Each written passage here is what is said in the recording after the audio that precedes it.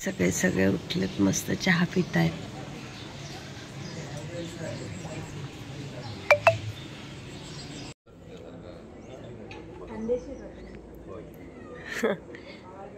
मस्त मस्त ताट आहे. ग्रीनरी बघा किती छान आहे. अशी हिरवळ इतकी छान आहे. छान वाटतंय ना माई चालायला. एकदम भारी. आज दुसरा दिवस आनंदवनातला. नाश्त्याला उपमाची सुरुवात आहे आणि छान चहा आहे.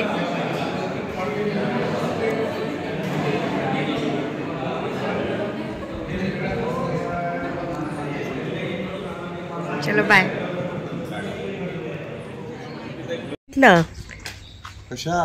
टीव्हीवर बघितलं. अरे बा काल रात्री आलेलं ना आम्ही भाग्यवान आहोत. तुम्ही नाही, तुम्ही भाग्यवान आहेत. तुम्ही भाग्यवान आहेत काका. चला हा 5 मिनिट बोलतो. गरजा ज्या आहेत त्या संदर्भात तुम्हाला काय काय करता येऊ शकतं त्याच्या संदर्भात ते माहिती देते.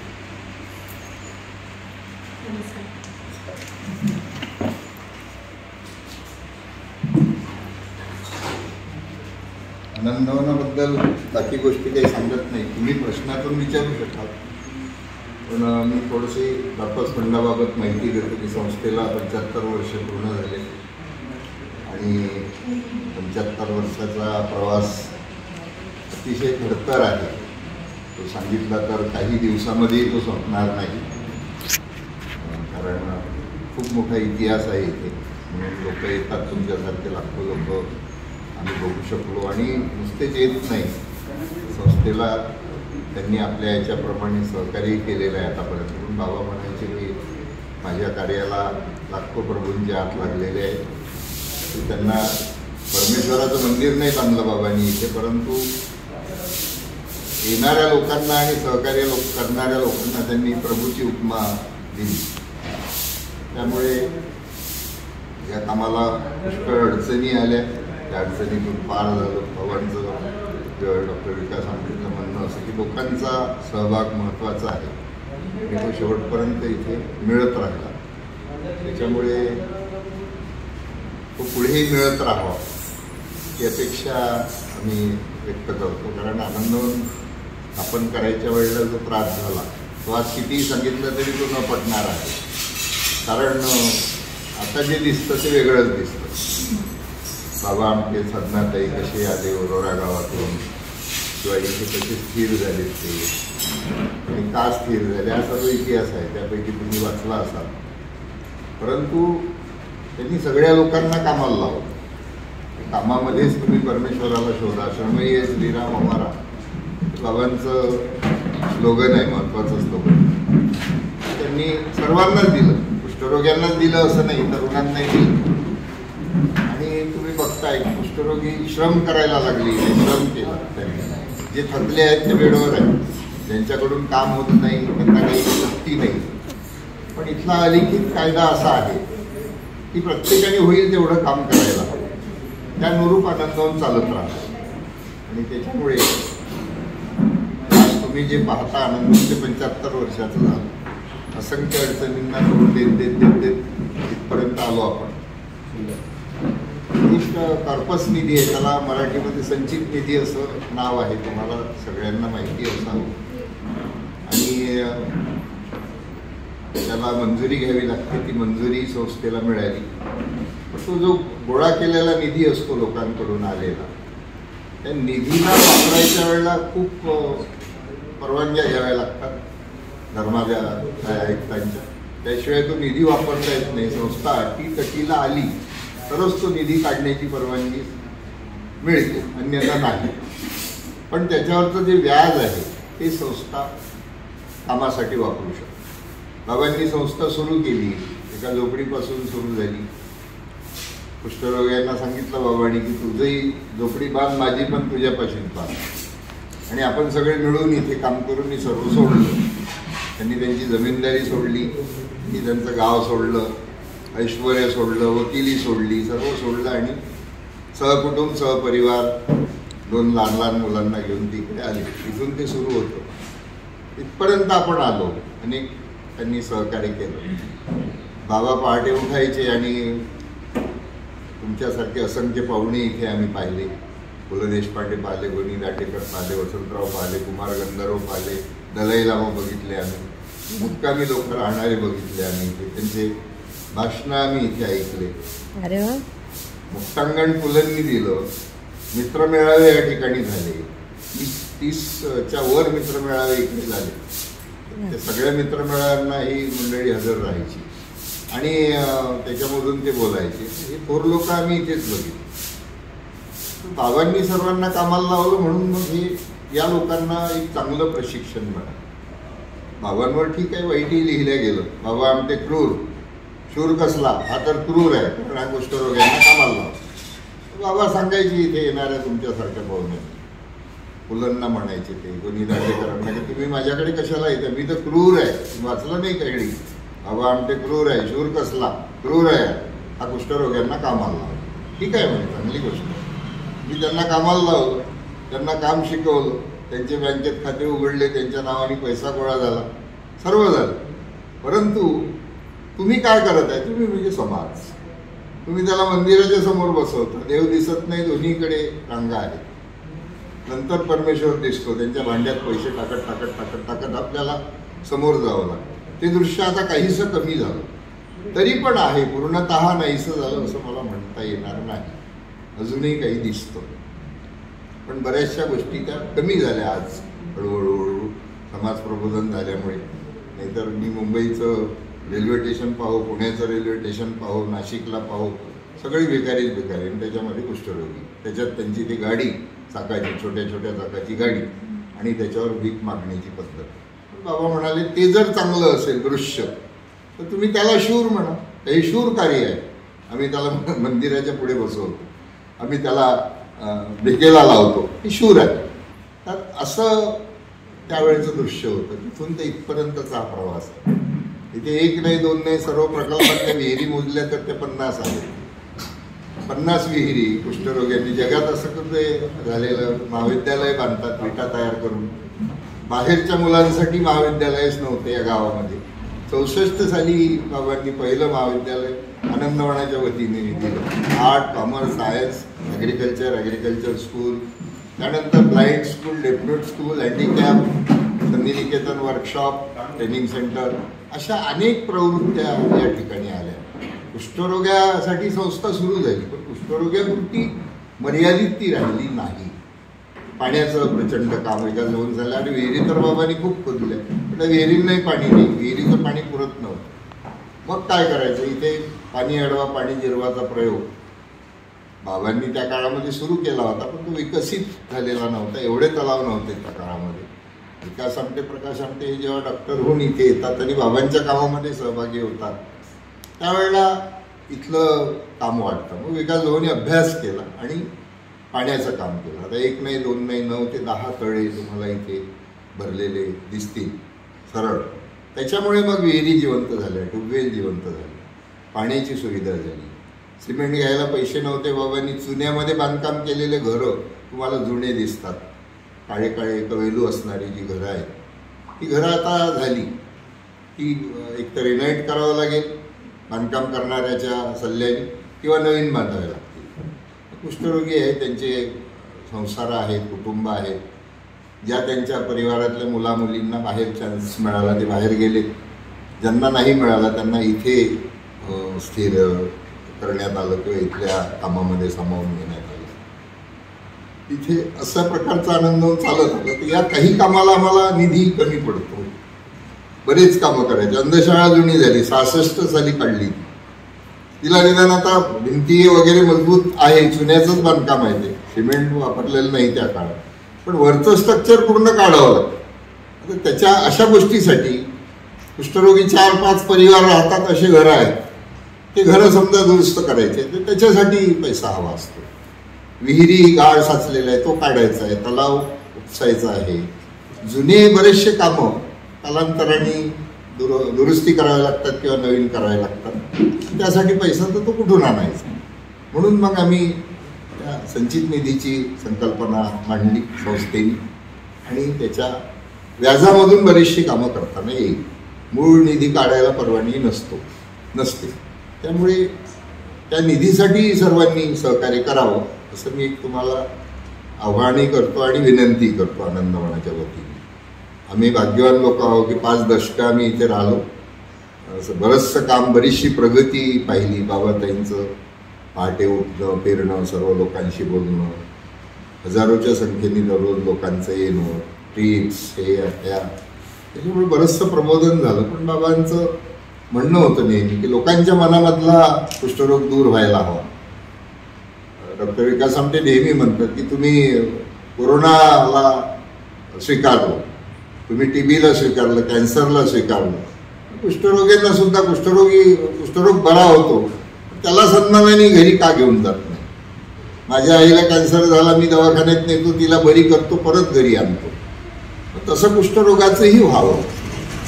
काही फार कमी असे परिवार आम्हाला आजच्या काळामध्ये तसे मिळतात, फार कमी, क्वचित टक्केवारीने फार कमी प्रमाणामध्ये आहे की जे दुरुस्त झाल्यानंतर त्यांच्या घरी राहायला त्यांना परवानगी देतात.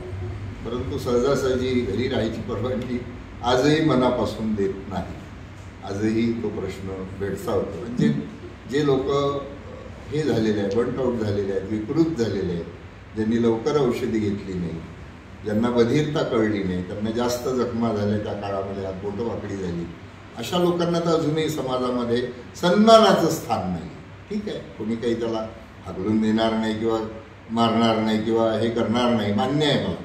परंतु त्याला सन्मानजनक स्थितीने समाजात राहता नाही येणार. राहूही दिलं एखाद्या घराणी, बाजूच्या घरांना ते आवडणार नाही, गावाला आवडणार नाही, बाजूच्या नगरीला आवडणार. डॉक्टर मंडळी बरीचशी आजारी लोकांना, म्हणजे सर्वांनाच ते स्वीकारतात डॉक्टर. एकही डॉक्टर मी अजून पाहिला नाही माझ्या आयुष्यात की कोणीतरी पेशंटला हाकलला, असा डॉक्टर नाही मिळाला आम्हाला अजून. डॉक्टर हा देवानंतरचं दुसरं रूप मला वाटते, परमेश्वरानंतर त्या डॉक्टरलाच मानावं लागेल आपल्याला. परंतु त्याच्याकडे येणारे जे बाकीचे पेशंट्स आहेत ते पुन्हा, अरे इथे कुष्ठरोगी पण येतात का, हाही प्रश्न परत.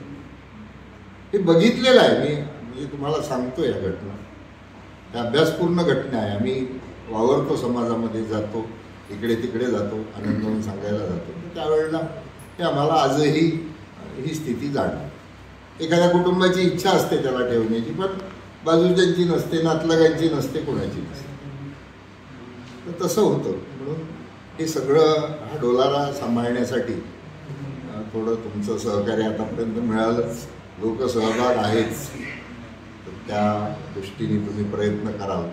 बरीचशी कामं अशी आहे की ती त्याच्यामधून होऊ शकते. बराचसा खर्च असा आहे की त्या व्याजामधून आम्ही या लोकांच्या गरजा भागवू शकतो. अन्न, वस्त्र, निवारा, औषध, पुन्हा हे राहतात, चांगलं काम पण करतात, कामानुरूप त्यांना मानधन पण दिल्या जातं, कारण बाकीच्या गरजा संस्थेकडून दिल्या जातात. अन्न, वस्त्र, निवारा, औषध त्या संस्था प्रोव्हाइड करते पूर्णपणे. त्याशिवाय मग मानधन असतं. बाहेरच्या कामगारासारखं आम्हाला त्याला पेमेंट नाही देता नाही, कारण सुविधा बाकीच्या आम्हीच त्याला देतोय.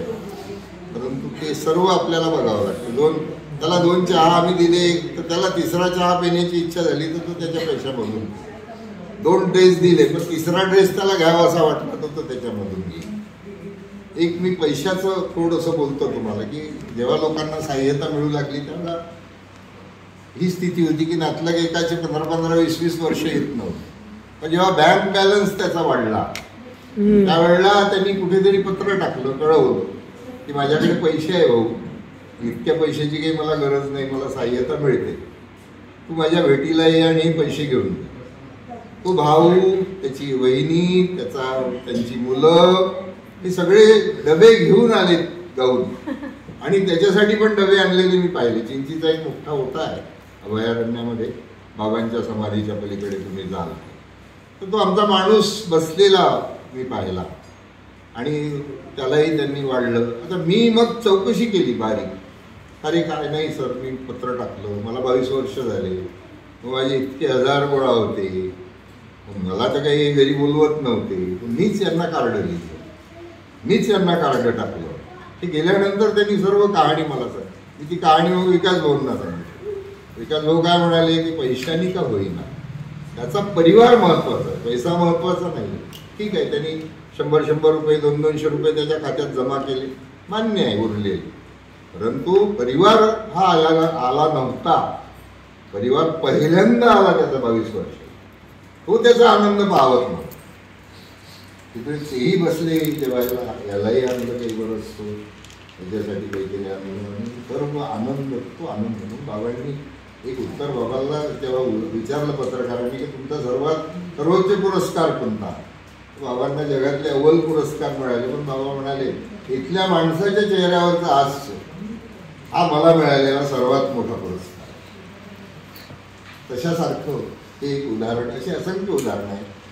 ते या सर्वाला आपल्याला 75 वर्ष पूर्ण झाले. पुढे अशा लोकांसाठी हे काम चालत राहील, अशा परिवारासाठी चालत राहील. आणि तरुणांनाही बाबांनी जो कॅम्प सुरू केला समसंस्कार छावणी, ते आजही सुरू आहे. त्याच्यामधूनही बरेचसे तरुण प्रेरित झाले, अनेक ठिकाणी संस्था काढून ते काम करू लागले. तोही आनंद मोठा आहे. कारण सोमनाथ जे आहे ते समसंस्कार शिबिर म्हणून त्या ठिकाणी चालतं. दरवर्षी तरुण येतात आणि त्याच्यामधून प्रेरित होऊन जातात. अशा याला तुम्ही सहकार्य करावं अशी माझी विनंती आहे. एखादे 2 प्रश्न असेल तुमचे तर तुम्ही, मी बोलतच राहील असा मी थांबवतो.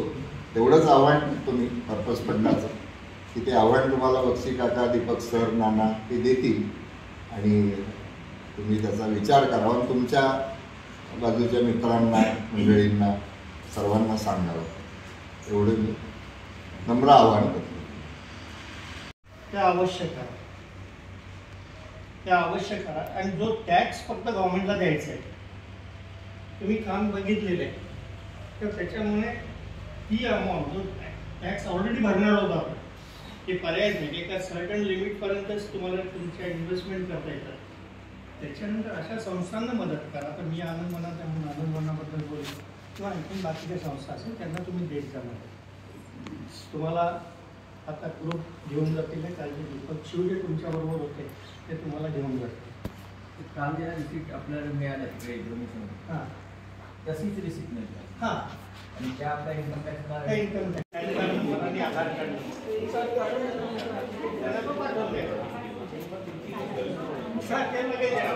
दिवसामध्ये येणार रिसिप्ट व्हॉट्सअपवरती त्याच्यानंतर हार्ड कॉपी घ्या.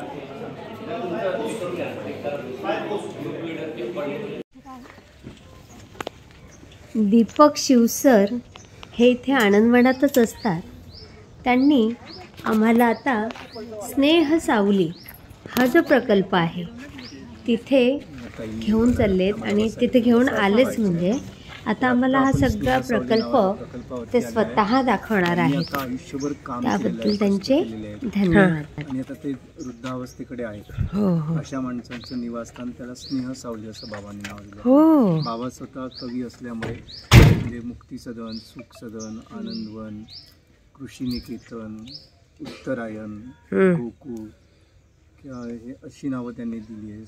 आपुलकी वगैरे सगळं वसाहती लखेत आहे यांना. तर ते आता जे वृद्ध लोक आहेत त्यांना जागेवरती जेवण दिलं जातं, तिथे त्यांचं ड्रेसिंग केलं जातं, तिथेच मनोरंजनासाठी TV लावलेला आहे. तर तुम्ही आता हे असे 4 भाग आहेत. ते एक भाग आपण पाहणार आहोत. अच्छा, तेच मला तेच बघायची जास्त इच्छा होती की आपण जे बघितलं पण जे खरे आहेत ते काम करणारे कुष्ठरोगी बघितले, पण जे त्यांना खऱ्या स्नेह सावली.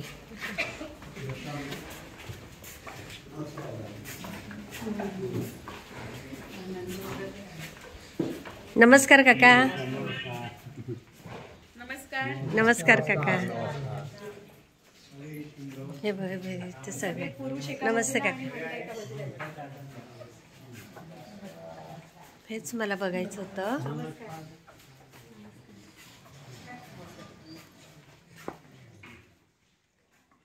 नमस्कार. नमस्कार काका.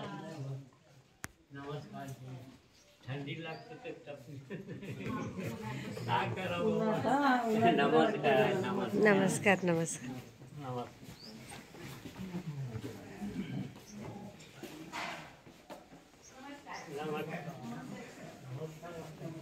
इथे सगळे त्यांचे ट्रीटमेंट होत असते. म्हणजे इथेच त्यांचा संसार आहे सगळा, राहतात. आपल्याला हेच बघायचं होतं ना. नमस्ते. हे किचन का इथला? ड्रेसिंग रूम आहे. अच्छा अच्छा. हां, हे मध्ये तुळशी वृंदावन ठेवलं आणि बाजूने सग. नमस्कार काका. वॉर्ड इथे घरं पण आहेत म्हणजे यांचे.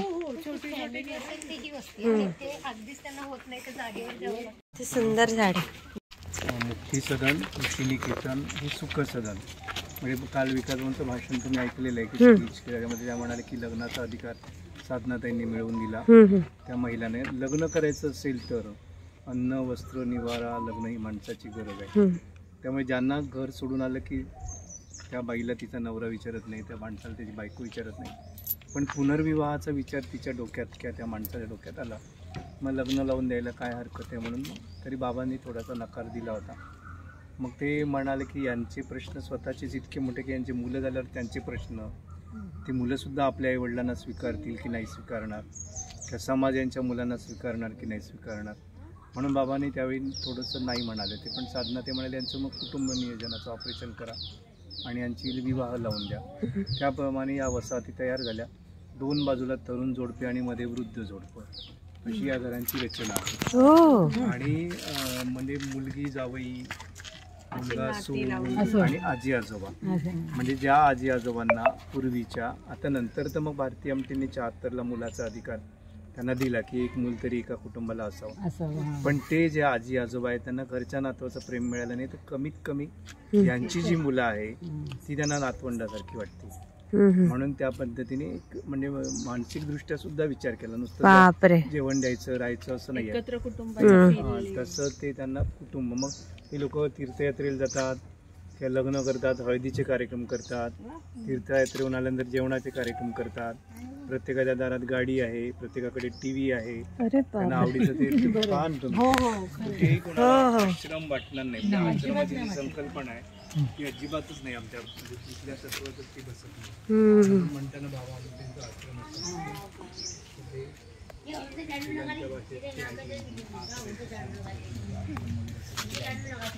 ते बाबांनी यांना आत्मसन्मान दिला.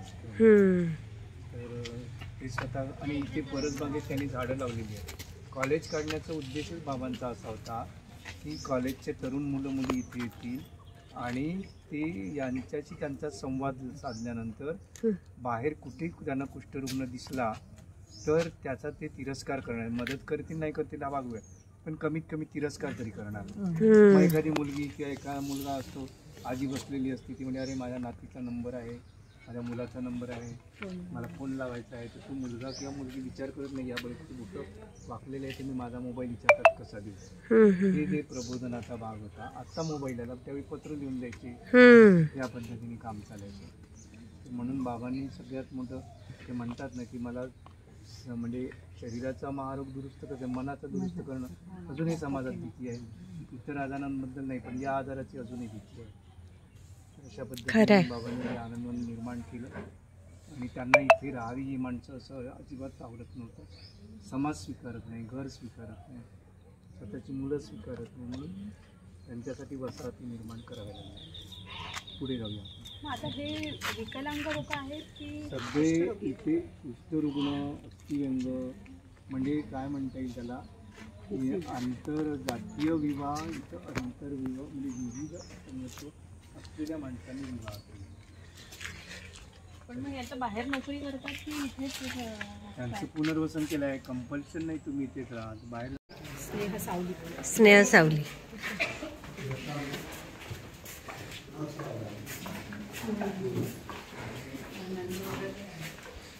नमस्कार काका.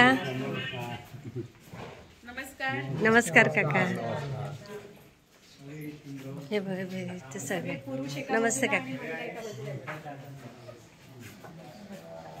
हेच मला बघायचं होतं.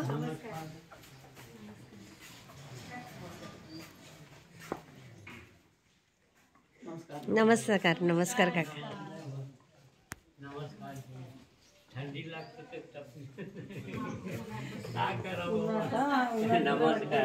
नमस्कार. नमस्कार.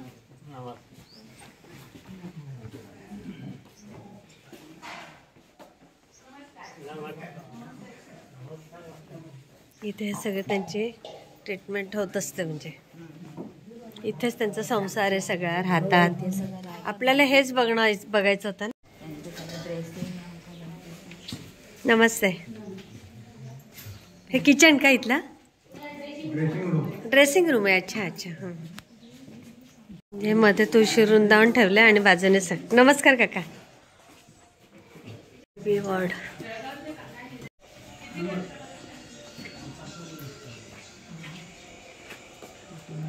काय म्हणजे? शेती आहे का? केळीची आहे. केळीची काय नाव काकांचं? पाटील. लेवा पाटील का तुम्ही? अच्छा. गुजर पाटील. लेवा गुजर. किती वर्षापासून आहे काका तुम्ही? अच्छा, आताच आल्यात म्हणजे. शेती वगैरे किती आहे तुमची तिकडे? शेती वगैरे किती आहे? अरे वा. मग येतात मुलं वगैरे इथे भेटायला? ताई मावशी आहेत का? तुम्ही कुठले काका? कुठे? चंद्रपूर. अच्छा अच्छा. तुमचं पण कुटुंब आहे घरी? मी 40गावची आहे. हा, 40गाव. हा, हो का? हे जळगावची आहे. ती आता गेली ती. हा, ती जळगावली होती. चला, बरं वाटलं तुम्हाला भेटून. बरी आहे ना इथे सगळी व्यवस्था वगैरे? अच्छा, हो का? अरे बापरे, वय फार कमी आहे तुमचं. तर एवढं कमी वयात झालं तुम्हाला आहे? मग आता याच्यावर काय ट्रीटमेंट चालू आहे? अच्छा. कुठे आहे ते? भुसावळचं. अच्छा अच्छा. मग तिथे काही फरक नाही पडला? अच्छा. मग आता इथे बरं वाटतंय तुम्हाला? जरा फरक पडला? हे बँडेज वगैरे का केलं? हात मोडलाय? अच्छा अच्छा अच्छा. चालेल.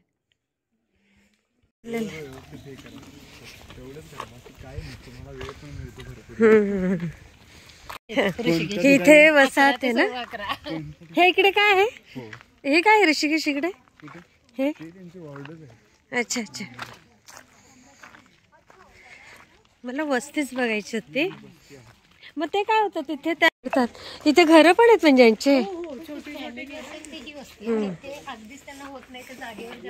ते सुंदर झाड. मुक्ती सदन, ऋषिनिकेतन, हे सुख सदन. म्हणजे काल विकासवांचं भाषण तुम्ही ऐकलेलं आहे की स्पीच, त्याच्यामध्ये त्या म्हणाले की लग्नाचा अधिकार साधनाताईंनी मिळवून दिला. त्या महिलाने लग्न करायचं असेल तर अन्न, वस्त्र, निवारा, लग्न ही माणसाची गरज आहे.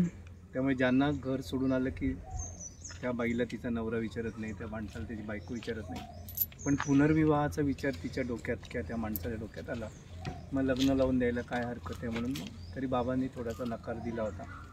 मग ते म्हणाले की यांचे प्रश्न स्वतःचेच इतके मोठे की यांचे मुलं झाल्यावर त्यांचे प्रश्न, ती मुलंसुद्धा आपल्या आईवडिलांना स्वीकारतील की नाही स्वीकारणार, किंवा समाज यांच्या मुलांना स्वीकारणार की नाही स्वीकारणार.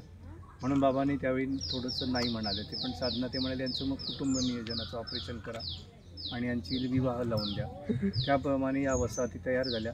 दोन बाजूला तरुण जोडपे आणि मध्ये वृद्ध जोडपं, अशी या घरांची रचना आहे. आणि म्हणजे मुलगी, जावई, मुलगा, सून आणि आजी आजोबा, म्हणजे ज्या आजी आजोबांना पूर्वीच्या, आता नंतर तर मग भारतीय आमटीने 74ला मुलाचा अधिकार त्यांना दिला की एक मूल तरी एका कुटुंबाला असावं. पण ते जे आजी आजोबा आहेत त्यांना घरच्या नातवाचं प्रेम मिळालं नाही, तर कमीत कमी यांची जी मुलं आहे ती त्यांना नातवंडासारखी वाटते. म्हणून त्या पद्धतीने म्हणजे मानसिक दृष्ट्या सुद्धा विचार केला. नुसतं जेवण द्यायचं, राहायचं असं नाही आहे, तसं ते त्यांना कुटुंब. मग ते लोक तीर्थयात्रेला जातात किंवा लग्न करतात, हळदीचे कार्यक्रम करतात, तीर्थयात्रेहून आल्यानंतर जेवणाचे कार्यक्रम करतात. प्रत्येकाच्या दारात गाडी आहे, प्रत्येकाकडे टीव्ही आहे, त्यांना आवडीचं ते पान तुम्ही कोणाला आश्रम वाटणार नाही. आश्रमाची जी संकल्पना आहे ती अजिबातच नाही आमच्या कुठल्या तत्वातच ती बसत नाही. म्हणताना बाबा त्यांचा आश्रम असतो.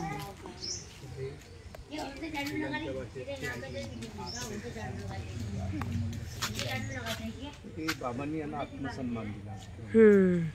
तर ते स्वतः आणि इथे परसबागेत त्यांनी झाडं लावलेली आहेत. कॉलेज काढण्याचा उद्देशच बाबांचा असा होता की कॉलेजचे तरुण मुलं मुली इथे येतील आणि ते यांच्याशी त्यांचा संवाद साधल्यानंतर बाहेर कुठेही त्यांना कुष्ठरुग्ण दिसला तर त्याचा ते तिरस्कार करणार. मदत करतील नाही करतील हा वागवे, पण कमीत कमी तिरस्कार तरी करणार. मग एखादी मुलगी किंवा एका मुलगा असतो, आजी बसलेली असते, ती म्हणजे अरे माझ्या नातीचा नंबर आहे, माझ्या मुलाचा नंबर आहे, मला फोन लावायचा आहे. तर तो मुलगा किंवा मुलगी विचार करत नाही, याबरोबर ते बुटं वाकलेले आहे, तर मी माझा मोबाईल विचारतात कसा देऊ. ते प्रबोधनाचा भाग होता. आत्ता मोबाईल आला, त्यावेळी पत्र लिहून द्यायचे, या पद्धतीने काम चालायचं. म्हणून बाबांनी सगळ्यात मोठं ते म्हणतात ना की मला म्हणजे शरीराचा महारोग दुरुस्त करणं, मनाचा दुरुस्त करणं अजूनही समाजात भीती आहे. इतर आजारांबद्दल नाही, पण या आजाराची अजूनही भीती आहे. अशा पद्धतीने बाबांनी आनंदवन निर्माण केलं आणि त्यांना इथे राहावी ही माणसं असं अजिबात आवडत नव्हतं. समाज स्वीकारत नाही, घर स्वीकारत नाही, स्वतःची मुलं स्वीकारत नाही, म्हणून त्यांच्यासाठी वसाहती निर्माण कराव्या लागल्या. पुढे जाऊया. आता हे विकलांग लोक आहेत की सगळे इथे कुष्ठरुग्ण, अस्थिव्यंग, म्हणजे काय म्हणता येईल त्याला, आंतरजातीय विवाह, इथं आंतरविवाह म्हणजे विविध असंगत असलेल्या माणसांनी विवाह केले.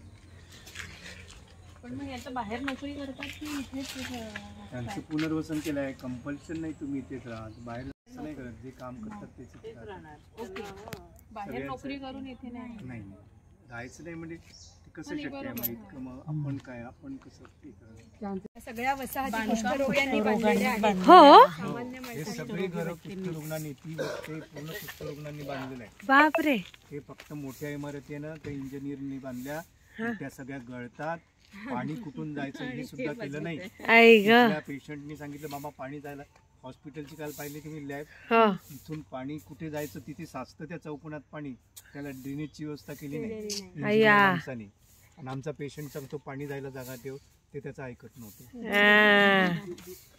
म्हणजे खोटं नाही सांगत, करोडो रुपये खर्च करून बिल्डिंग बांधल्या, पण विभागाचा विभाग प्रमुख आहे. हा जो परिसर आहे, प्रकल्प आहे, त्या प्रकल्पाचे एक प्रमुख आहे.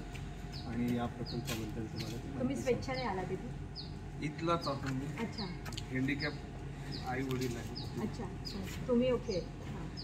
हा बायोगॅस प्रोजेक्ट आहे, 400 घनमीटरचा आहे. याच्यामध्ये 8 टन मटेरियल लागतं. जसं की 5 टन शेण इथे येतं डेली, त्याचं आपण पातळ स्लरी करून मडपंप टाक्यामध्ये टाकतो. या बाजूला क्रशर आहे. जसं आपल्या घरचं अर्धा टमाटर खराब असला, अर्धा भाग चांगला असला, तर आपण खराबवाला भाग कापून इतरत्र फेकून देतो आणि चांगल्यावाला भाग वापरतो. आमच्या इथे तसं नाही. आम्ही हर कॉलनीमध्ये ड्राम ठेवलेले आहेत किंवा 20-20 लिटरच्या बकरी ठेवलेल्या आहेत.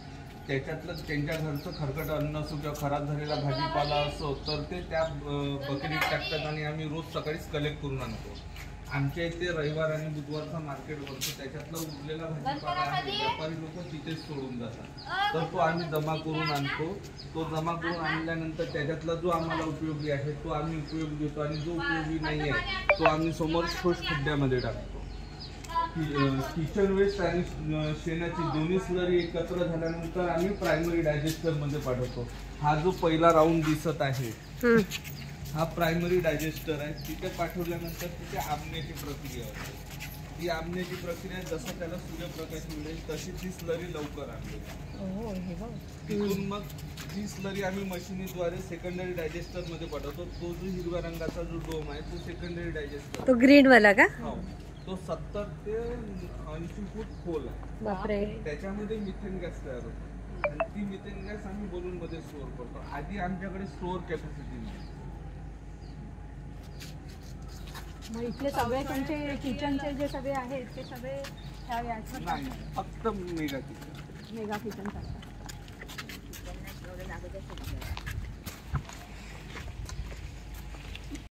वडील आहे? नाही, माझे वडील वरती गेले 10 वर्ष झाले. अरे बापरे. मग आई? आई आहे. हा ग्रीन वाला जो पाईप आहे, पिवळ्या रंगाच्या पाईपाला अटॅच, त्याच्यामधून मिथेन गॅस आपण स्टोअर करतो. त्याच्यामध्ये बलून आहे.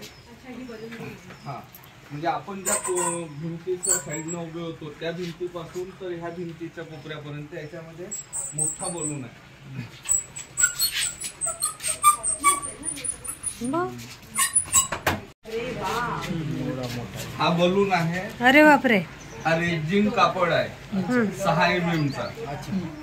याच्यामध्ये 150 किलो गॅस स्टोअर केली जाते. अरे बापरे.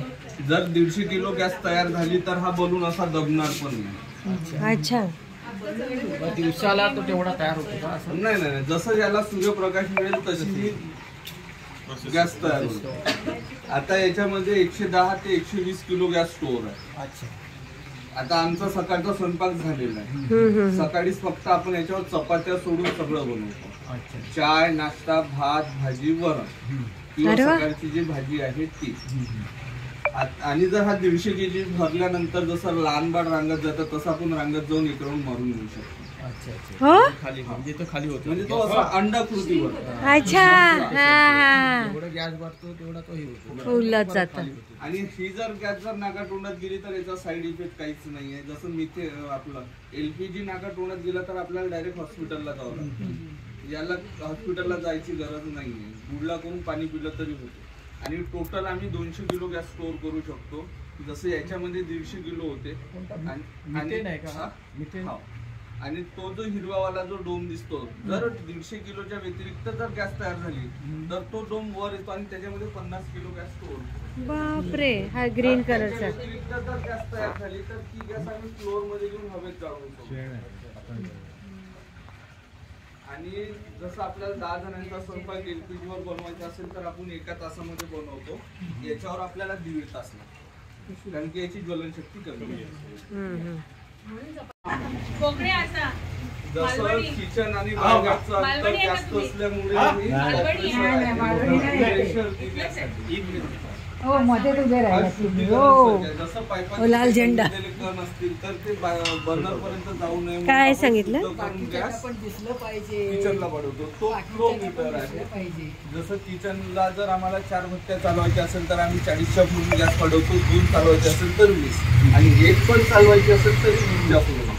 आणि त्या साईडला आउटलेट आहे. पूर्ण प्रक्रिया झाल्यानंतर जे वेस्ट स्लरी निघते ते आपण समोर शोषखड्डे तयार केलेले आहेत. त्या शोषखड्ड्यामध्ये पाठवतो. त्या शोषखड्ड्यामध्ये पाठवल्यानंतर आपण झाडझुडीचा पालापाचोळा असो किंवा साईडचं कापलेलं तण असो आम्ही ते त्या शोषखड्ड्यामध्ये टाकतो. किंवा जसं आमच्याकडे बाजारचं मटेरियल येतं त्याच्यातला आम्ही शॉर्टिंग केलेला जो कचरा आहे जो आम्हाला उपयोगी नाही आहे तो पण आम्ही त्याच्यामध्ये टाकतो. आणि ही स्लरी त्याच्यावर टाकल्यानंतर त्याच्यातलं पाणी निथळल्यानंतर जो गाळ उरतो त्याचा आम्ही शेणखत म्हणून वापरतो. काहीच वाया जात. सुंदर. म्हणजे हेच शेणखत शेतात जातं. शेतातला माल मार्केटला जातो. मार्केटचा माल आमच्याकडे. मस्त मस्त. रिसायकल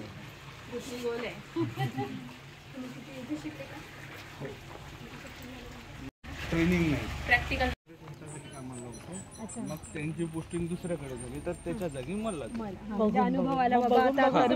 म्हणजे आधी कोण होतं इथे कामाला? प्रेमदास हेमले. अच्छा. ते कुठे गेले मग आता? ते आता सिक्युरिटी विभागामध्ये. अच्छा अच्छा. आणि तुम्ही किती वेळ लहान वयापासून आहात इथे? म्हणजे मी आता माझा जन्मच इथला आहे. अच्छा. आई वडीलच इथे होते? आई वडील इथे होते.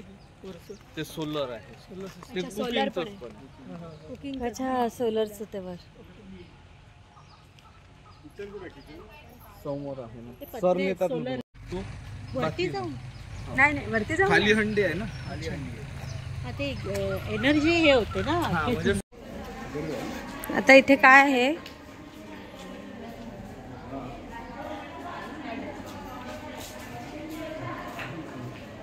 अच्छा. यांचं ते किचन हे जेवणाचं ह्या लोकांसाठी एवढं मोठं आहे.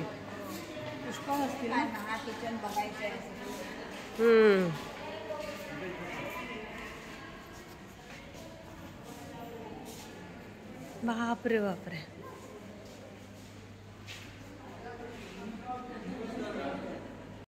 वडील आहेत?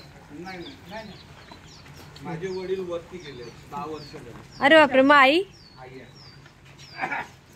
हा ग्रीन वाला जो पाईप आहे पिवळ्या रंगाच्या पाईपाला अटॅच त्याच्यामधून मिथेन गॅस आपण स्टोअर करतो. त्याच्यामध्ये बलून आहे. हा म्हणजे आपण ज्या भिंतीच्या साईडनं उभे होतो त्या भिंतीपासून तर ह्या भिंतीच्या कोपऱ्यापर्यंत याच्यामध्ये मोठा बलून आहे. मग हा बलून आहे. अरे बापरे. हा रेजिन कापड आहे 6 mm चा. याच्यामध्ये 150 किलो गॅस स्टोअर केली जाते. अरे बापरे. जर 150 किलो गॅस तयार झाली तर हा बलून असा दबणार पण नाही. अच्छा. दिवसाला तो तेवढा तयार होतो का? असं नाही नाही, जसं याला सूर्यप्रकाश मिळेल तशी गॅस तयार होतो. आता याच्यामध्ये 110 ते 120 किलो गॅस स्टोअर आहे. अच्छा. आता आमचा सकाळचा स्वयंपाक झालेला आहे. सकाळीच फक्त आपण याच्यावर चपात्या सोडून सगळं बनवतो. चाय, नाश्ता, भात, भाजी, वरण किंवा सकाळची जी भाजी आहे ती. आणि जर हा 150 kg भरल्यानंतर जसं लहान बाळ रांगत जातं तसं आपण रांगत जाऊन इकडून मारून येऊ शकतो. खाली म्हणजे तो खाली होतो, म्हणजे तो असा अंडाकृतीवर. अच्छा. जेवढा गॅस भरतो तेवढा तो हे होतो, उलट जातं. आणि ही जर गॅस जर नाकातोंडात गेली तर याचा साईड इफेक्ट काहीच नाहीये. जसं मिथे आपलं LPG नाकातोंडात गेला तर आपल्याला डायरेक्ट हॉस्पिटलला जावं लागतं. याला हॉस्पिटलला जायची गरज नाहीये. गुडला करून पाणी पिलं तरी होतं. आणि टोटल आम्ही 200 किलो गॅस स्टोअर करू शकतो. जसं याच्यामध्ये 150 किलो होते. आणि तो जो हिरवावाला जो डोम दिसतो, जर 150 किलोच्या व्यतिरिक्त जर गॅस तयार झाली तर तो डोम वर येतो आणि त्याच्यामध्ये 50 किलो गॅस स्टोअर. बापरे. हा ग्रीन कलरचा. व्यतिरिक्त जर गॅस तयार झाली तर ती गॅस आम्ही फ्लोअर मध्ये घेऊन हवेत जाळून. आणि जसं आपल्याला 10 जणांचा स्वयंपाक LPG वर बनवायचा असेल तर आपण 1 तासामध्ये बनवतो. याच्यावर आपल्याला 1.5 तास लागतो, कारण की याची ज्वलनशक्ती कमी आहे. जसं किचन आणि बाळगाचं अंतर जास्त असल्यामुळे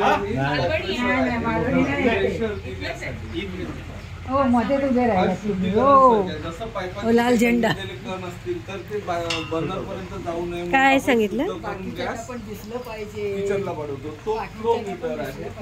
जसं किचनला जर आम्हाला 4 भट्ट्या चालवायच्या असेल तर आम्ही 40च्या पूर्ण गॅस वाढवतो. 2 चालवायचे असेल तर 20 आणि 1 पण चालवायची असेल तर 20च्या पूर्ण. आणि त्या साईडला आउटलेट आहे. पूर्ण प्रक्रिया झाल्यानंतर जे वेस्ट स्लरी निघते ते आपण समोर शोषखड्डे तयार केलेले आहेत त्या शोषखड्ड्यामध्ये पाठवतो. त्या शोषखड्ड्यामध्ये पाठवल्यानंतर आपण झाडझुडीचा पालापाचोळा असो किंवा साईडचं कापलेलं तण असो आम्ही ते त्या शोषखड्ड्यामध्ये टाकतो. किंवा जसं आमच्याकडे बाजारचं मटेरियल येतं त्याच्यातला आम्ही शॉर्टिंग केलेला जो कचरा आहे जो आम्हाला उपयोगी नाही आहे तो पण आम्ही त्याच्यामध्ये टाकतो. आणि ही स्लरी त्याच्यावर टाकल्यानंतर त्याच्यातलं पाणी निथळल्यानंतर जो गाळ उरतो त्याचा आम्ही शेणखत म्हणून वापर करतो.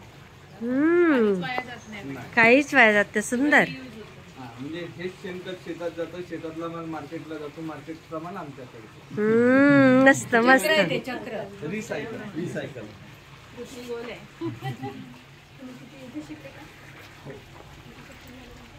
ट्रेनिंग नाही, प्रॅक्टिकल. मग त्यांची पोस्टिंग दुसऱ्याकडे झाली तर त्याच्या जागी मला म्हणजे आधी कोण होतं इथे कामाला? प्रेमदास हेमले. अच्छा. ते कुठे गेले मग आता? ते आता सिक्युरिटी विभागामध्ये. अच्छा अच्छा. आणि तुम्ही किती वेळ लहान वयापासून आहात इथे? म्हणजे मी आता माझा जन्मच इथला आहे. अच्छा. आई वडीलच इथे होते? आई वडील इथे होते. ते सोलर आहे. अच्छा. सोलरचं ते वर समोर आहे ना सर नेतात वरती जाऊन नाही वरती जाऊन खाली हंडी आहे ना. ते एनर्जी हे होते ना. आता इथे काय आहे?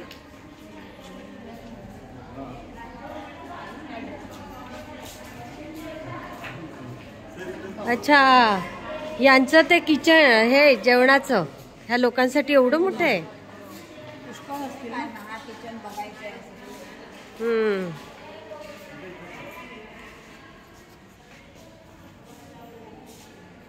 बापरे बापरे.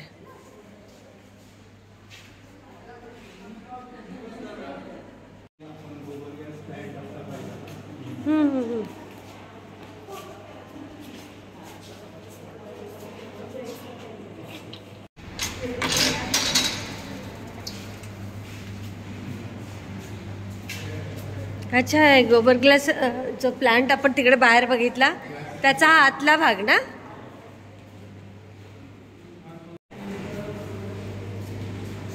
हो बापरे. एवढं मोठं आहे. काय आहे त्यात?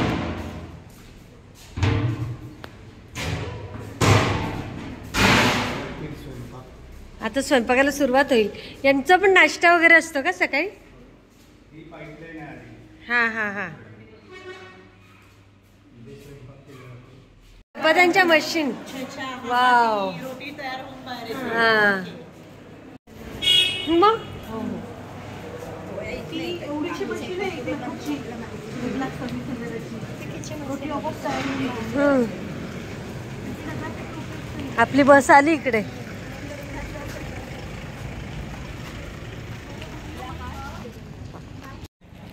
इथेच राहतात मग. आम्ही बाहेर गावचे. मग इथे कसे काय आले आतमध्ये? आजी राहते इथं. आजी. मग आजीला तुम्ही घरातून बाहेर काढलेला? नाही. आजीला कुष्ठरोग झालाय. अच्छा. मग तू आता आजीला भेटून काय करणार? काय द्यायला? सुस्ती भेटायला आली? हो आजी काम करते इथे? हो. काय काम करते आजी? चटई विणते. आणि तू काय मशेरी लावते? नाही. दाताला काय झालं तुझ्या? ती तशीच आहे पहिल्यापासून. हां. आणि ह्यांची कोणती? तुमची पण आजीच? मग आता आजीला काही खाऊ आणलं? नाही. नाही का? अच्छा. शाळेत जाता तुम्ही? हो. कितवीला आहे तू? मी 11वीला. काय बापरे. तू? 6वी. अरे वा. तू कुठल्या शाळेत? इथेच? नाही इथेच नाही. मग मी चिमुरला. बरं बरं. चला बेस्ट ऑफ लक.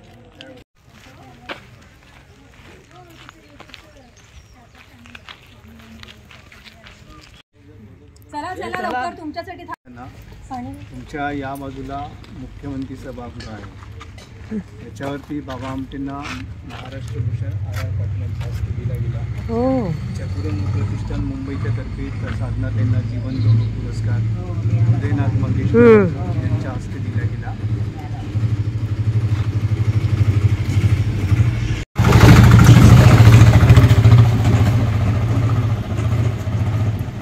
त्यानंतर निर्मिती सावंतची सगळी नाटकं याच व्यासपीठावर झाली. सागरा प्राण तळमळला नीलम शिर्केने आणला होता नाटक. सावंत त्यांचे मिस्टर. त्यांनी मग त्यांच्या नाटकासाठी तो स्टेज अपुरा पडला. आता सगळ्या नाटकांचे 12 फूट उंचीचे मागचे ते फ्लॅक्स असतात ते काय ते लावतो ना आपण ते आता पूर्वी 10 फुटाचे होते ते नाटक. मग त्यांना खूप वाईट वाटलं की त्यांचं नाटक खाली करावं लागलं होतं. मग त्यांनी ते मंत्री असल्यामुळे कोकणातले तिकडचे तर त्यांनी मग सांगितलं की आम्ही मोठं सभागृह तुम्हाला बांधून देतो. कंपन्यांना त्यांनी आवाहन केलं. त्यातनं 10 करोड रुपये आम्हाला मिळाले. त्यातनं मोठं एक सभागृह तुम्ही आले की पुढे तुम्हाला भविष्यात मोठं सभागृह पाहायला मिळेल. त्या 10 करोडमध्ये आमच्या हॉस्पिटलला जेव्हा अग्निशामक आपल्याला ती सुविधा लागते ती 50 लाखाची झालेली आहे. ती बसवली. लाल रंगाचे काही तुम्हाला काय दिसले असतील. त्यानंतर रोड इंदिरा गांधी 84ला आल्या त्यावेळी रोड बनलेले आहे. त्यानंतर काही त्याच्यात दुरुस्ती झालेली नाही. ते रोड खराब झाले. त्या रोडची दुरुस्ती त्या पैशातून होणार आहे आणि एक मोठं सभागृह होणार आहे. ते भविष्यात तुम्हाला पाहायला मिळेल. 19 मला वाटतं आत्ताच 19 सप्टेंबरला त्याचं उद्घाटन झालं त्या सभागृहाचं. म्हणजे भूमिपूजन झालं आहे त्याचं. तर ह्या व्यासपीठावर आमचे सगळे सांस्कृतिक कार्यक्रम इकडे होतं. तर काल मुलं नाही वगैरे म्हणून आपण नाटक तिकडे घेतलं शेखर नाईकांचं. त्याच्या पलीकडे 1970च्या दशकामध्ये फुलं आल्यामुळे अर्थात यदुनाथ तटकेंना खूप मोठं क्रेडिट आहे की बाबांचं काम त्यांनी साधना मासिकातनं प्रकाशित केलं आणि त्याच्यामुळे अनेक मित्र आनंदवनाला मिळाले. त्यानंतर पुलं आले, वसंतराव देशपांडे आले, जितेंद्र अभिषेकी आले, पद्मजा फेनानी आल्या, पंडित जसराज आले. अनेक लोकांनी तिथे गाणं गायलेलं आहे. त्यानंतर पुलंनी इथल्या माणसांचं नाटक पाहिलं आणि मग त्यांना वाटलं आपण आणखी काहीतरी नवीन सांस्कृतिक चळवळ चालू करायला पाहिजे म्हणून त्यांनी ते छोटं नाट्यगृह बांधलं. त्यावेळी 1 लाख रुपये दिले आणि ती फुलराणी नाटक त्याचं नाटक दाखवून त्याचं उद्घाटन झालं. तो मी नव्हेच, मंतरलेली चैत्रवेल, पुरुष असे अनेक नाटकं त्याही व्यासपीठावर झालेली आहे. आणि व्यावसायिक पहिलं नाटक आम्ही ती फुलराणी पाहिलं. सुभाताई अरविंद देशपांडे यायचे, सतीश दुभाषी त्यांच्याबरोबर. तर त्यांनी दुर्गा झाली गौरी आणि आपला हात जगन्नाथ 2 नाटकं त्यांनी त्या व्यासपीठावर दाखवली. त्याच्यामध्ये खूप मोठी सांस्कृतिक चळवळ तिथे सुरू झाली. अजून एक 2 साहित्य संमेलनं झाले तिथे. तर अशा अनेक गोष्टी अनेक लोक आम्ही सगळे सुदैवी आहोत की आम्हाला सगळं ते पाहायला मिळालं. इंदिरा गांधी पण त्याच व्यासपीठावरती होत्या. त्यानंतर त्या व्यासपीठावर त्यांनी भाषण केलं आणि अशा खूप असंख्य आठवणी आनंदवनाबरोबर आहे. तर हे 2 नाट्यगृह हे छोटं एक म्हणजे कमी पडतं आणि त्यानंतरचं हे आणि त्यानंतर आता मोठं होईल ते.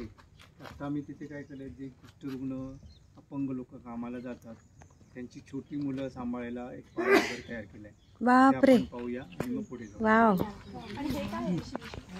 इश्यू म्हणजे महिलांचे प्रश्न असलेला प्रकल्प. म्हणजे आता आपण खेड्यातल्या बायकांना विस्पर कसं वापरायचं वगैरे माहिती हा हा आहे. हा. आणि ते एक जुन्या कपड्यांपासून आम्ही बनवले. नंतर तुम्ही विक्री केंद्रात गेलात तुम्हाला जुन्या कपड्यांपासून पर्सेस वगैरे बनवलेल्या तिकडे आहे. छोट्या पर्सेस आहेत ज्या लग्नात आपण साड्या घालतो वापरतच नाही. ते जरीचे काठ असलेल्या त्या पर्सेस 60 रुपयाला आहे. त्यामुळे आम्ही माझ्या बायकोला नेहमीच सांगतो की तिळी संक्रांत असेल तर या पर्स देतो, दुसरं काही देऊ नको. त्या ब्लाऊज पीस देण्यापेक्षा हो वाया वापरत नाही, ते पर्स तरी वापरल्या जातात. बरोबर. गंमत म्हणून सांगितलं तुम्हाला. अंगणवाडी, पाळणाघर, वा. अच्छा, इथे श्रद्धावन अभयारण्य.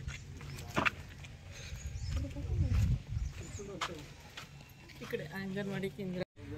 चला चला लवकर तुमच्यासाठी तुमच्या या बाजूला मुख्यमंत्री सभागृह आहे. त्याच्यावरती बाबा आमटेंना महाराष्ट्र भूषण आर पाटलांचा हस्ते दिला गेला. हो. चतुरंग प्रतिष्ठान मुंबईच्या तर्फे साधना त्यांना जीवन गौरव पुरस्कार उदयनाथ मंगेशकर यांच्या हस्ते दिला गेला.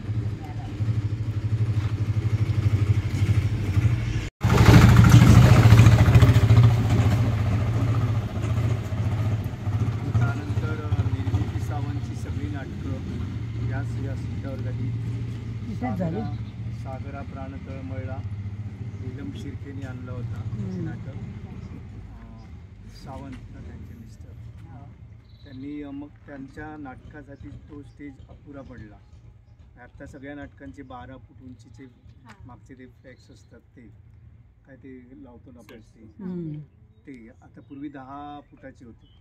ते नाटक मग त्यांना खूप वाईट वाटलं की त्यांचं नाटक खाली करावं लागलं होतं. मग त्यांनी ते मंत्री असल्यामुळे कोकणातले तिकडचे, तर त्यांनी मग सांगितलं की आम्ही मोठं सभागृह तुम्हाला बांधून देतो. कंपन्यांना त्यांनी आवाहन केलं. त्यातनं 10 करोड रुपये आम्हाला मिळाले. त्यातनं मोठं एक सभागृह तुम्ही आले की पुढे तुम्हाला भविष्यात मोठं सभागृह पाहायला मिळेल. त्या 10 करोडमध्ये आमच्या हॉस्पिटलला जेव्हा अग्निशामक आपल्याला ती सुविधा लागते ती 50 लाखाची झालेली आहे. ती बसवली. लाल रंगाचे काही तुम्हाला काय दिसले असतील. त्यानंतर रोड इंदिरा गांधी 84ला आल्या त्यावेळी रोड बनलेले आहे. त्यानंतर काही त्याच्यात दुरुस्ती झालेली नाही. ते रोड खराब झाले, त्या रोडची दुरुस्ती त्या पैशातून होणार आहे. आणि एक मोठं सभागृह होणार आहे, ते भविष्यात तुम्हाला पाहायला मिळेल. 19 मला वाटतं आत्ताच 19 सप्टेंबरला त्याचं उद्घाटन झालं त्या सभागृहाचं, म्हणजे भूमिपूजन झालं आहे त्याचं. तर ह्या व्यासपीठावर आमचे सगळे सांस्कृतिक कार्यक्रम इकडे होतात.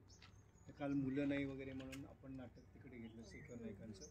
त्याच्या पलीकडे 1970च्या दशकामध्ये पुलं आल्यामुळे अर्थात यदुनाथ तटकेंना खूप मोठं क्रेडिट आहे की बाबांचं काम त्यांनी साधना मासिकातनं प्रकाशित केलं आणि त्याच्यामुळे अनेक मित्र आनंदवनाला मिळाले. त्यानंतर पुलं आले, वसंतराव देशपांडे आले, जितेंद्र अभिषेकी आले, पद्मजा फेनानी आल्या, पंडित जसराज आले, अनेक लोकांनी तिथे गाणं गायलेलं आहे. त्यानंतर पुलंनी इथल्या माणसांचं नाटक पाहिलं आणि मग त्यांना वाटलं आपण आणखी काहीतरी नवीन सांस्कृतिक चळवळ चालू करायला पाहिजे, म्हणून त्यांनी ते छोटं नाट्यगृह बांधलं. त्यावेळी 1 लाख रुपये दिले आणि ती पुलराणी नाटक त्याचं नाटक दाखवून त्याचं उद्घाटन झालं. तो मी नव्हेच, मंतरलेली चैत्रवेल, पुरुष असे अनेक नाटकं त्याही व्यासपीठावर झालेली आहे. आणि व्यावसायिक पहिलं नाटक आम्ही ती फुलराणी पाहिलं. सुभाताई अरविंद देशपांडे यायचे, सतीश दुभाषी त्यांच्याबरोबर. तर त्यांनी दुर्गा झाली गौरी आणि अपना हात जगन्नाथ 2 नाटकं त्यांनी त्या व्यासपीठावर दाखवली. त्याच्यामध्ये खूप मोठी सांस्कृतिक चळवळ तिथे सुरू झाली. अजून एक 2 साहित्य संमेलनं झाले तिथे. तर अशा अनेक गोष्टी, अनेक लोक, आम्ही सगळे सुदैवी आहोत की आम्हाला सगळं ते पाहायला मिळालं. इंदिरा गांधी पण त्याच व्यासपीठावरती होत्या. त्यानंतर त्या व्यासपीठावर त्यांनी भाषण केलं. आणि अशा खूप असंख्य आठवणी आनंदवनाबरोबर आहे. तर हे 2 नाट्यगृह हे छोटं एक म्हणजे कमी पडतं आणि त्यानंतरचं हे आणि त्यानंतर आता मोठं होईल ते. आता आम्ही तिथे काय केलं, जे कुष्ठरुग्ण अपंग लोक कामाला जातात त्यांची छोटी मुलं सांभाळायला एक पाळणा तयार केलाय. बापरे, पाहूया आणि मग पुढे जाऊ. वाव. इश्यू म्हणजे महिलांचे प्रश्न असलेला प्रकल्प, म्हणजे त्यात आपण खेड्यातल्या बायकांना डिस्पर कसं वापरायचं आणि ते एक जुन्या कपड्यांपासून आम्ही बनवले. नंतर तुम्ही विक्री केंद्रात गेलात तुम्हाला जुन्या कपड्यांपासून पर्सेस वगैरे बनवलेल्या तिकडे आहे. छोट्या पर्सेस आहेत, लग्नात आपण साड्या घालतो वापरतच नाही, ते जरीचे काठ असलेल्या त्या पर्सेस 60 रुपयाला आहे. त्यामुळे आम्ही माझ्या बायकोला नेहमीच सांगतो की तिळी संक्रांत असेल तर या पर्स देतो, दुसरं काही देऊ नको. त्या ब्लाऊज पीस देण्यापेक्षा वाया वापरत नाही, ते पर्स तरी वापरल्या जातात. बरोबर. म्हणून सांगितलं तुम्हाला. तुमच्या या बाजूला मुख्यमंत्री सभागृह आहे, त्याच्यावरती बाबा आमटेंना महाराष्ट्र भूषण आर पाटलांचा हस्ते दिला गेला. चतुरंग प्रतिष्ठान मुंबईच्या तर्फे साधनाताईंना जीवन गौरव पुरस्कार उदयनाथ मंगेशकर यांच्या हस्ते दिला गेला.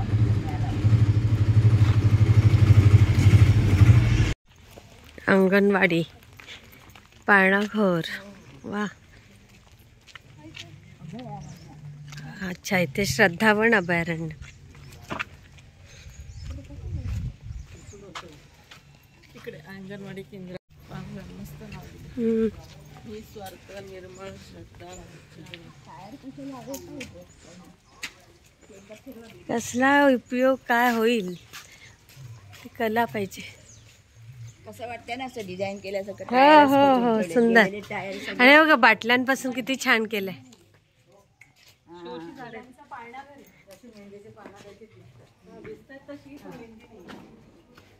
आवळ्याची पानं पाळणा घर.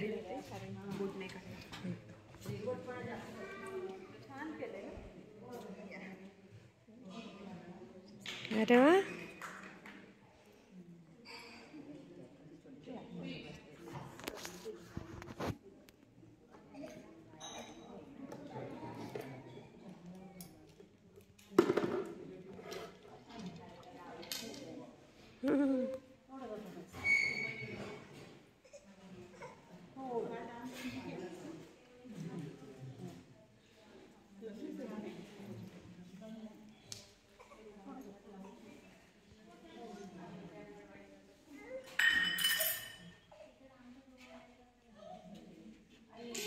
किचन आहे का हे?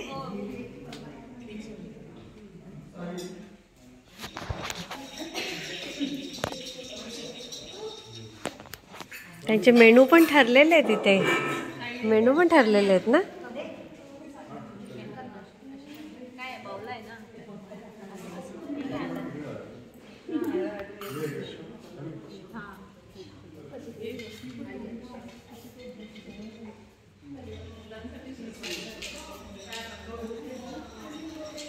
सॉरी. व्हेजिटेबल पण आपण घरी जसं अगदी शहरात तसं सगळे इथे हे लावून ठेवले. ते पण इथे आहे बघ, व्हेजिटेबल आणि ते पण सगळं लावून ठेवलं.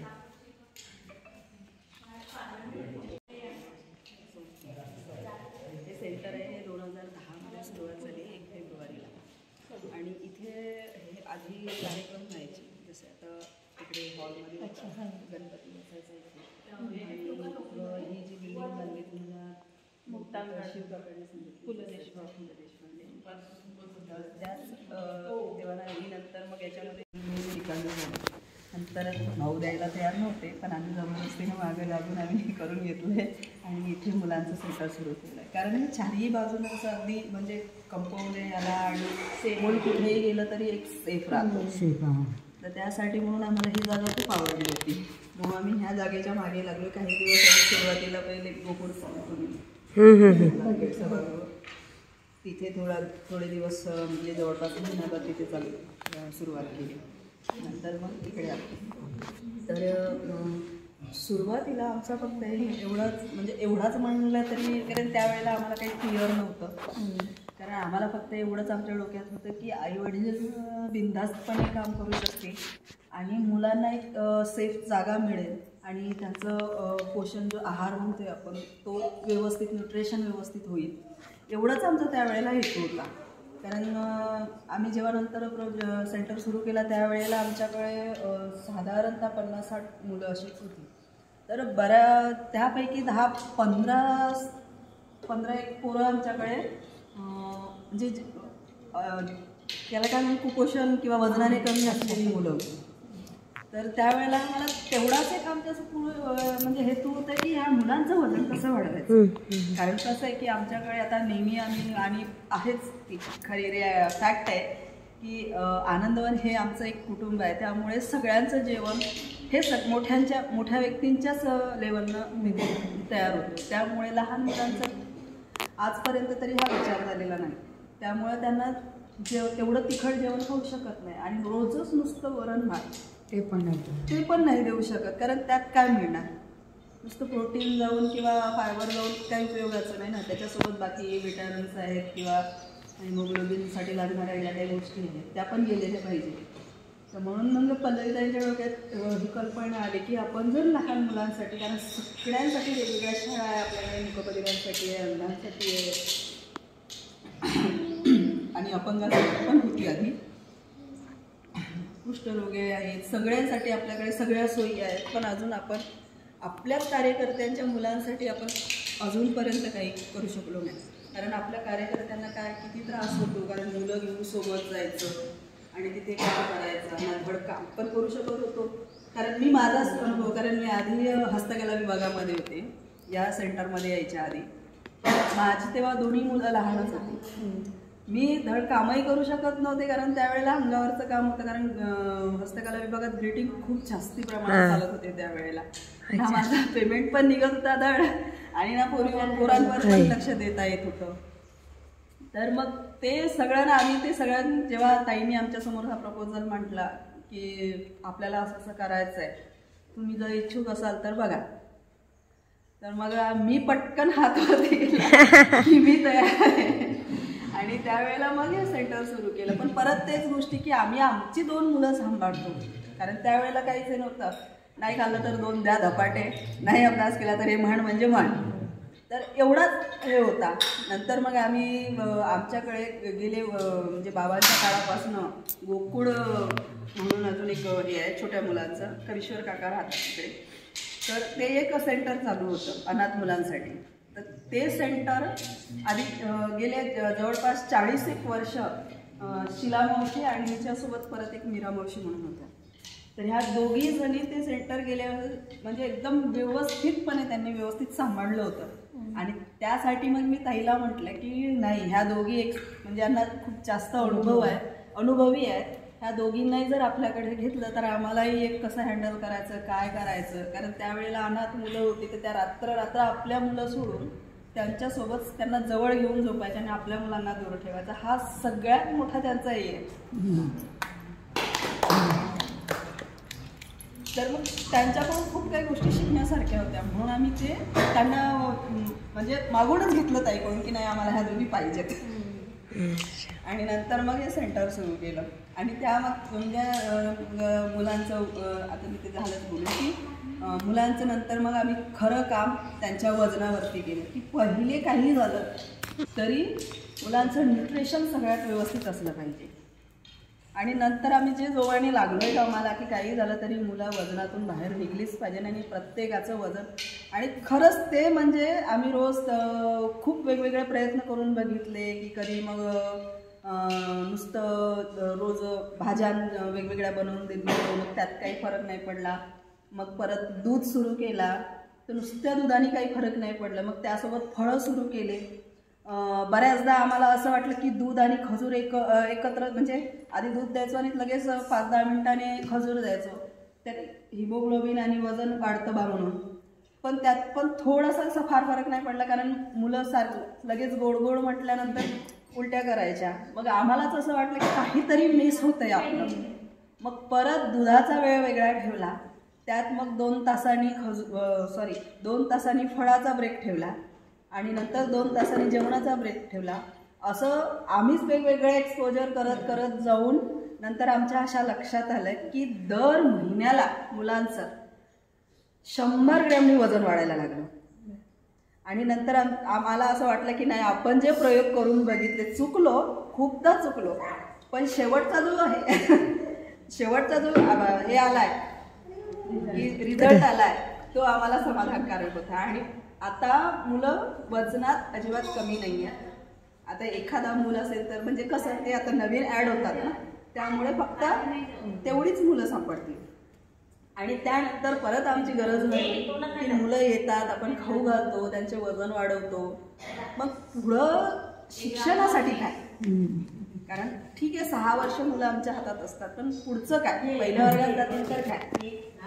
म्हणून मग परत ताईकडे कविताच्या डोक्यात असं आलं की यांना एक व्यवस्थित ट्रेनिंग दिलं तर ह्या अगदी व्यवस्थितपणे काम करतील. म्हणून मग आम्ही उमेदमध्ये मुंबईला उमेद म्हणून नावाची एक संस्था आहे जी चाइल्ड डेव्हलपमेंट सेटच्या म्हणजे मुलांसाठी ती काम करते आणि गरजू संस्थांना ती हेल्प करते. असे शोधून त्यांना ती ट्रेनिंग देतात. तर आम्ही तिथे 6 महिने ट्रेनिंग केलं. त्यानंतर आम्ही इथं येऊन आम्ही खरंच म्हणजे आम्हाला इतक्या सगळ्या डिसॅबिलिटी असू शकतात हे तिथे कळलं. कारण आम्हाला माहीतच नव्हतं. अपंग असला तरी हा सरळ आमच्या म्हणजे गावठी भाषेत हा लगडाच आहे. म्हणजे थोडंसं कमी असेल बुद्धीनं किंवा त्याला समजत नसेल तर पागलच आहे, असे सिक्के मारून आम्ही मोकळे होऊन जात होतो. पण आता खरी कंडिशन आम्हाला कळतं की हे तसं नसतं. त्यामागचे खूप सारे कारणं असतात आणि त्यामागे आपण पालकच जबाबदार असतो, हे आम्हाला लक्षात आलं. आणि आता पुढची स्टेप म्हणजे काका घाई करतात आणि आता पुढची स्टेप म्हणजे आम्ही डिसेबल मुलांसाठी काम करण्याचा आमचा आता प्रयास चालू आहे. गेल्या वर्षीपासून आम्ही मागे केलं की आमचं एक स्वतःचं इथे EIC सेंटर करणार. कसलं?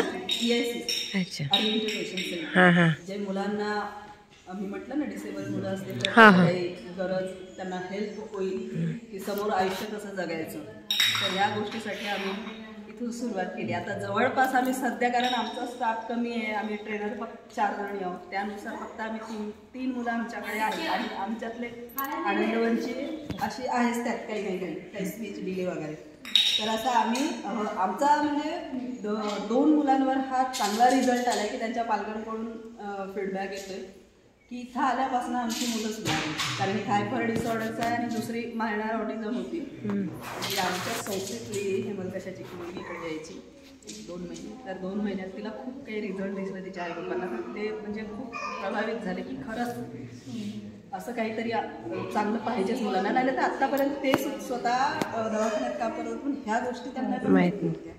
Thank you madam. नाव काय म्हणाला तुमचं? फक्त उषा.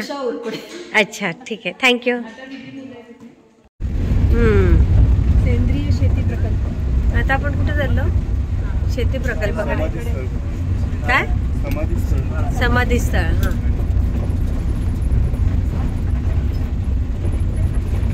रस्ता थोडा खराब आहे इथला ना.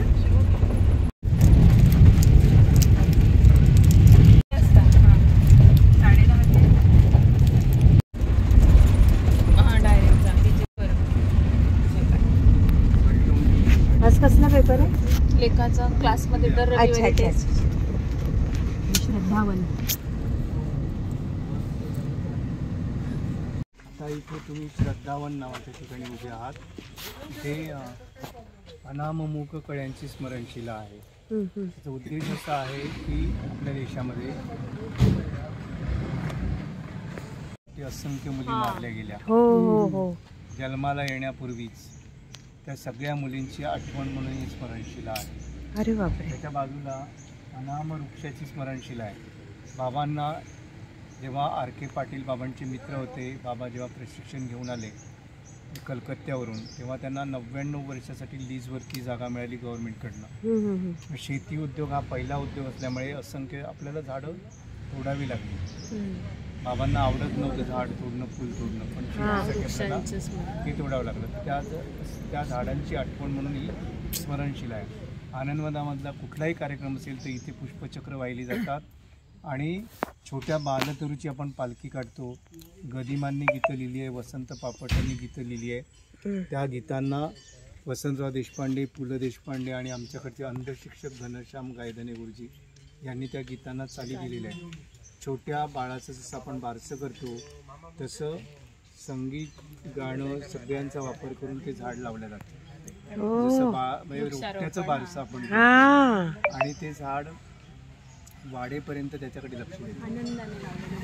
आणि त्याच्यानंतर मग इथे बाबांनी 84-85ला भारत जोडो यात्रा काढली.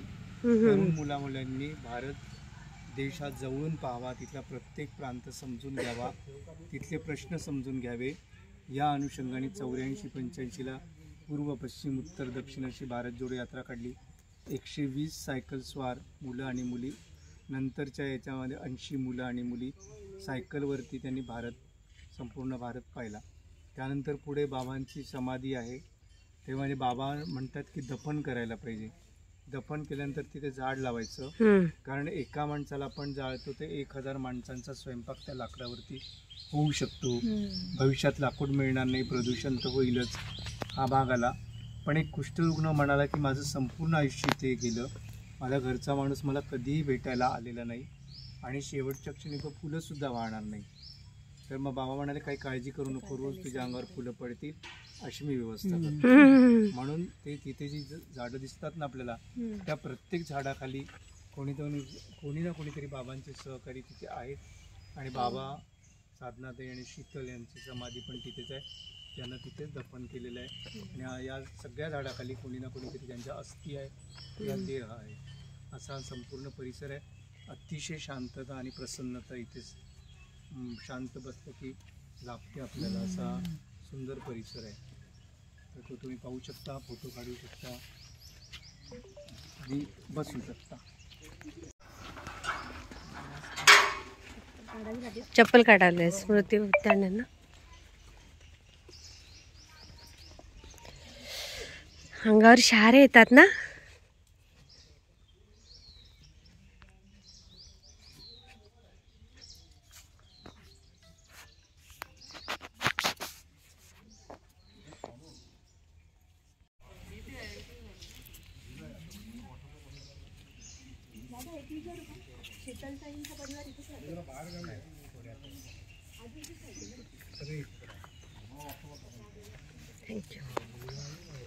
स्मृती उद्यान आहे.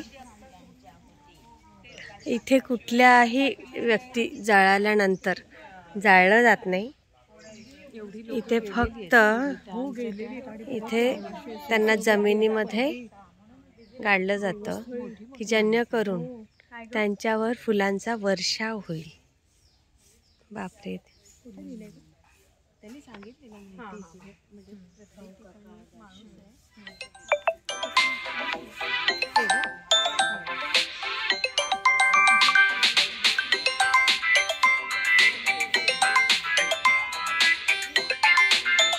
त्याची पाकिट आहे बाई. कसले चॉकलेट्स वगैरे काय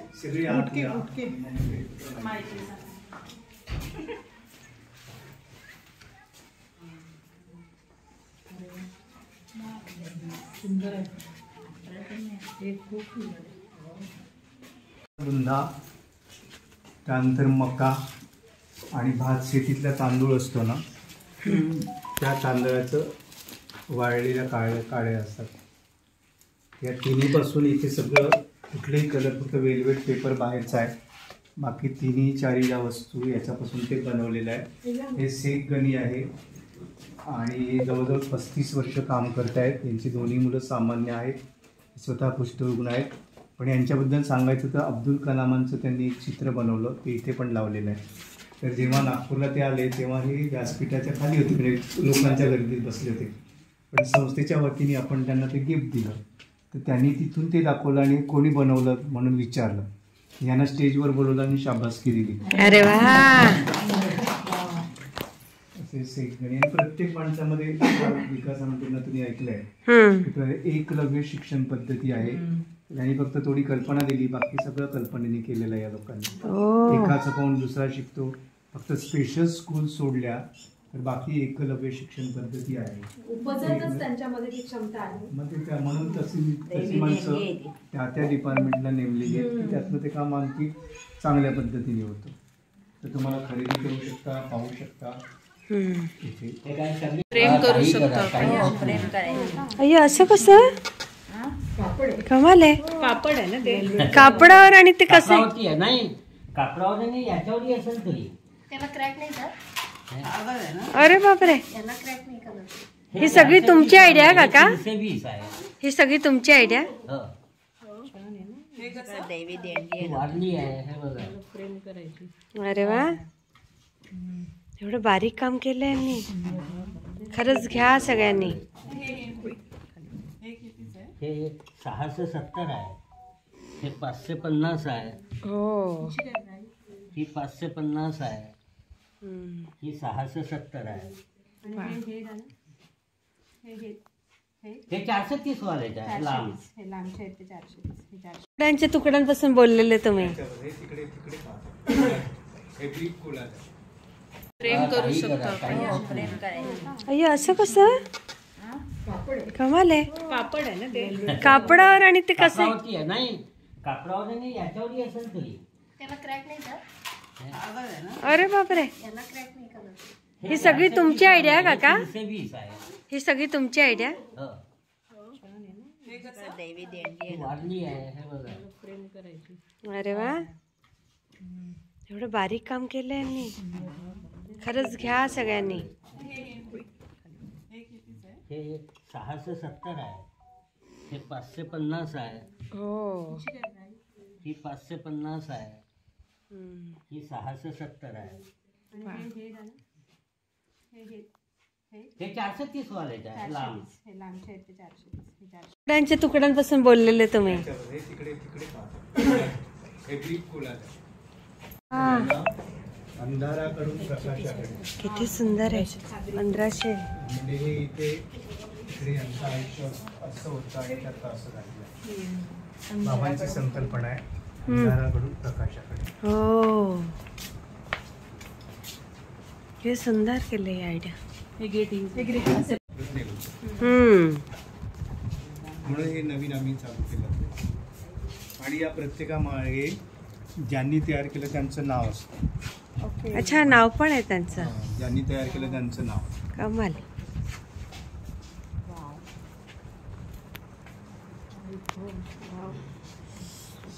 किती सुंदर आहे.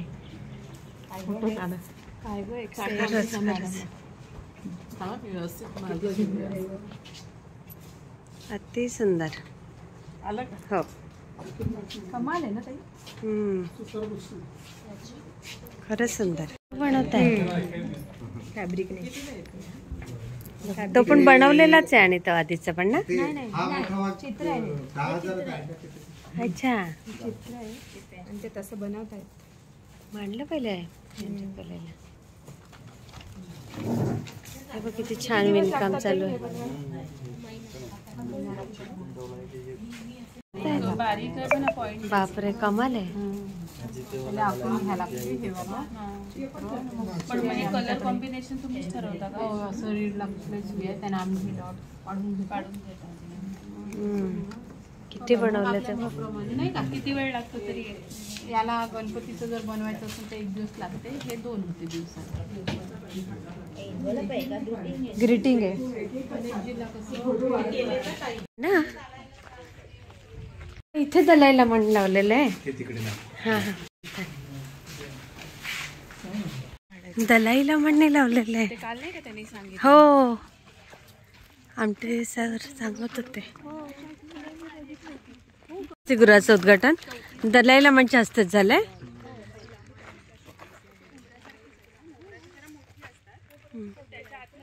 आले इकडे एक मोठी विहीर दिसते. अशा 35 विहिरी कुष्ठरुग्णांनी खोदलेल्या आहेत. पलीकडे दिसते. बापरे, जे तलाव दिसतात तसे 9 तलाव कुष्ठरुग्णांनी मॅनमड डॉक्टर विकास आमटेंची संकल्पना आहे. पण विहिरी कुष्ठरुग्णांनी बाबांच्या वेळीच खोदलेल्या आहेत. त्यानंतर हे विमलाताई ठकार अध्यात्मकी गुहा, अनंताकी गुहा म्हणून त्यांनी एक पुस्तक लिहिलं आहे. विमला ठकारांनी हे झाड लावलेलं आहे. या वसतिगृहाचं उद्घाटन दलाई लामा यांनी केलेलं आहे. अंध मुलं आणि कर्णबधिर, आता शाळेला सुट्टी आहे, तुम्हाला शाळा दाखवल्या असत्या तरी पण अंध मुलं ब्रेल लिपीमधून शिकतात. कर्णबधिर मुलं शिकवण्याच्या 3 पद्धती. एक ओरल मेथड आहे, एक खुणांची भाषा आहे आणि टोटल कम्युनिकेशन आहे. त्याच्यामध्ये आपल्याला सगळ्यांना तुम्ही टी व्हीवरती वगैरे पाहत असतात की ABCDEFGH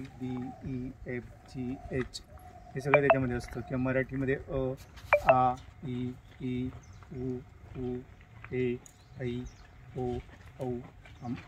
अरे बापरे. त्यानंतर वाक्य जर शिकवायचं असेल तर माझ्या घरासमोर एक सुंदर बगीचा आहे. चा ची चे च्या, मी तू मला तुला आम्ही तुम्ही आम्हाला तुम्हाला आपल्याला, हे ग्रामर त्याच्यामध्ये असतं. या पद्धतीने शिकवलं जातं. पण त्यांना ओरल मेथडमध्ये शिकवायचं असेल तर तुम्ही सगळेजण नाकावर बोट ठेवा आणि न म्हणून पहा. न व्हायब्रेशन आले, तिकडे म व्हायब्रेशन आले. आणि त्यानंतर अल्पप्राण महाप्राण शिकवायचे असेल तर आपण कसं करतो. आता हे आहे ना प ना, हे म्हणजे ओरल मेथड म्हणजे क ख ग ग इथे, प फ ब ब इथे, आणि ट ठ ड ड जिभेची स्थिती, तालव्य मूर्धन्य हे याप्रमाणे. स श मध्ये आता स असं म्हटलं तुम्ही, हातावर हवं लागते. श मध्ये ती जास्त हवा आहे. ही या पद्धतीने त्यांची शिकवण्याची. आणि त्याच्यामध्ये पहिल्या 3 पायऱ्या असतात. छोट्या मुलांचा अभ्यासक्रम म्हणजे घरी 6 वर्षापर्यंतची जी मुलं शिकतात ते पहिल्या 3 ते 4 पायऱ्यांमध्ये शिकवायचं. 1ली ते 7वी सामान्य मुलांचा अभ्यासक्रम. त्यानंतर 17 नंबरचा फॉर्म भरून मुलं 10वी 12वी करतात. आणि नंतर आम्ही आता BAचं फर्स्ट इयर पण चालू केलेलं आहे. तर आता त्या शाळा बंद असल्यामुळे तुम्हाला ते मला दाखवता येते. पण एक साधारणतः मुलाचं पहिल्या पायरीपासून तर त्याचं प्लेसमेंट करेपर्यंत जबाबदारी आम्ही घेतो. तर ही त्यांची शिक्षण प्रणाली आहे. आम्ही वडाच्या इथे बोलता म्हणते